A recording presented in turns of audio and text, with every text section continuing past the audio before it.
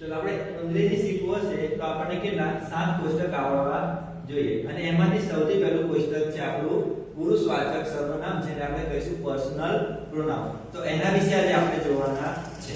તો પુરુષવાચક સર્વનામ તો એની અંદર 3 પ્રકાર આવે છે. ફર્સ્ટ પર્સન, તો ફર્સ્ટ પર્સન કોને કહેવાય? જે બોલે. અત્યારે મેં બોલી રહ્યો છું તો મેં કોણ કહેવાય? First person. સેકન્ડ પર્સન તો જે સાંભળે, મતલબ કે તમે લોકો અત્યારે સાંભળી રહ્યા છો તો તમે કોણ કહેવાશો? સેકન્ડ પર્સન કે બીજો પુરુષ. અને થર્ડ પર્સન તો કોઈ ત્રીજી વ્યક્તિની ચર્ચા થતી હોય. અત્યારે હું બોલું છું, તમે સાંભળો છો અને આપણે કોઈ ત્રીજી વ્યક્તિની વાત કરતા હોય તો એ કોણ કહેવાશે? Third person. તો આને લઈને આપણે એક કોષ્ટક અત્યારે યાદ રાખવાનું છે. ફર્સ્ટ પર્સન, સેકન્ડ પર્સન અને થર્ડ પર્સન. તો ચલો આપણે જોઈએ કોષ્ટક. ટેબલ નંબર આપણું 1.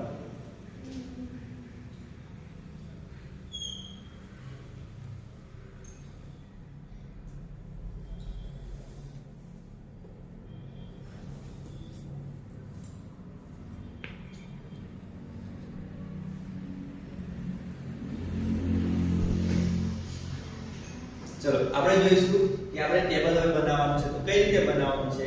તો પહેલા બે ખાનામાં આપણે એકવચન અને બહુવચનના ખાના બનાવવાના છે. સૌપ્રથમ આપણે લઈશું એકવચન અને બીજું લઈશું બહુવચન. એકવચનને આપણે અંગ્રેજીમાં શું કહીશું? સિંગ્યુલર. સિંગ્યુલર. બહુવચનને શું કહીશું? પ્લુરલ. ચલો બે ખાના થઈ ગયા, એકવચન અને બહુવચન. હવે આપણે જોઈશું 3 પુરુષ. પ્રથમ પુરુષ, બીજો પુરુષ અને છેલ્લે આવશે ત્રીજો પુરુષ. બરાબર? આ રીતે નહીં આવે તો આપણે પ્રથમ પુરુષ એટલે કે ફર્સ્ટ પર્સન, બીજો પુરુષ એટલે કે સેકન્ડ પર્સન અને ત્રીજો પુરુષ એટલે કે થર્ડ પર્સન. આ રીતે બી યાદ રાખવાનું છે. હવે જોઈએ તો પ્રથમ પુરુષ એકવચન, તો એના માટે આપણે કયો શબ્દ વાપરીશું? તો એના માટે શબ્દ છે I. પ્રથમ પુરુષ બહુવચન, તો એના માટે શબ્દ છે we.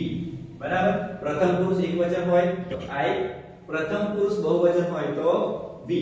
હવે બીજા પુરુષની વાત કરીએ. બીજો પુરુષ એકવચન હોય, મતલબ કે તમારી વાત હોય તો તમારા માટે કયો શબ્દ વાપરીશું? you.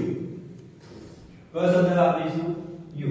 પણ એકવચન એટલે કે એક જ હોય ત્યારે. તમે અત્યારે એક કરતા વધારે છો તો બીજો પુરુષ બહુવચન માટે કયો શબ્દ વાપરીશું? તો એના માટે બી કયો શબ્દ છે? you. બરાબર? ચલો પછી ત્રીજો પુરુષ. તો ત્રીજો પુરુષ મતલબ શું? કોઈ ત્રીજી વ્યક્તિની આપણે વાત કરતા હોય. બરાબર? આપણે અત્યારે કોણ છે? મેં છું, તમે છો. પણ આપણે આપણા બેની વાત કરતા નથી, કોઈ ત્રીજી વ્યક્તિની વાત કરતા હોય ત્યારે આપણે ત્રીજો પુરુષ કહીશું. તેને 3 શબ્દ યાદ રાખવાના છે. કયા કયા 3? he, she અને it. બરાબર? he, she અને it. અને ત્રીજો પુરુષ બહુવચનની વાત કરતા હોય તો આપણે વાત કરીશું they. બરાબર? હવે આ છે શું? તો આપણે બધાના ગુજરાતી મીનિંગ આપણે લખીશું. તો I ને શું કહીશું? જામી હું. I ને આપણે કહીશું હું. we ને શું કહીશું? જ્ઞાન અમે. અમે. we એટલે અમે. you એટલે તું. you માટે છે તું. બહુવચન વાળું you છે એના માટે તમે. ચલો he, તો he એટલે થશે તે. પણ આ કોઈ છોકરાની વાત હોય ત્યારે વાપરવાનું. she એટલે તેણી. જ્યારે કોઈ છોકરીની વાત હોય ત્યારે આપણે વાપરીશું she. અને it એટલે પણ તે. પણ આ ક્યારે કોઈ વસ્તુની વાત હોય ત્યારે. બરાબર? અને they, તો they એટલે શું થાય? તે ઓ. બરાબર? તો આ રીતનું કોષ્ટક તમારે યાદ રાખવાનું છે. કોષ્ટક શેનું છે? પુરુષવાચક સર્વનામ.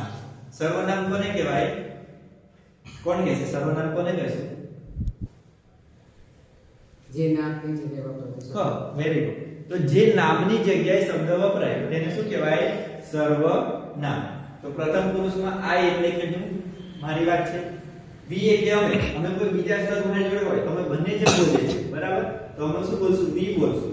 પછી એટલે તમે એક જ જણ હોય તો શું બોલશું? you. તમે ઘણા બધા હોય તો આ વાળું you. તમે વધારે બહુવચન છે એટલા માટે. બરાબર? પછી કોઈ છોકરાની વાત કરતા હોય જે અહીંયા છે જ નહીં તો તો એના માટે કયો શબ્દ છે તે એટલે કે he. કોઈ છોકરીની વાત કરતા હોય તો તેણી એટલે કે she. અને કોઈ વસ્તુની વાત કરતા હોય જેમ કે ચોક, પેન, તે આપણી જોડે છે ને બીજી જગ્યાએ છે, એના માટે આપણે વાપરીશું તે. અને જ્યારે બહુવચન હોય, ઘણી બધી પેનની વાત કરતા હોય, ત્યારે આપણે કયો શબ્દ વાપરીશું they એટલે કે તેઓ. જ્યાં ઘણા બધા છોકરાઓ હોય તો આપણે શું બોલશું they. બરાબર? તો આ રીતે આપણે કોષ્ટક 1 યાદ રાખવાનું છે, ટેબલ નંબર 1. તો હવે પછીના વિડિયોમાં આપણે કોષ્ટક 2 જોઈશું.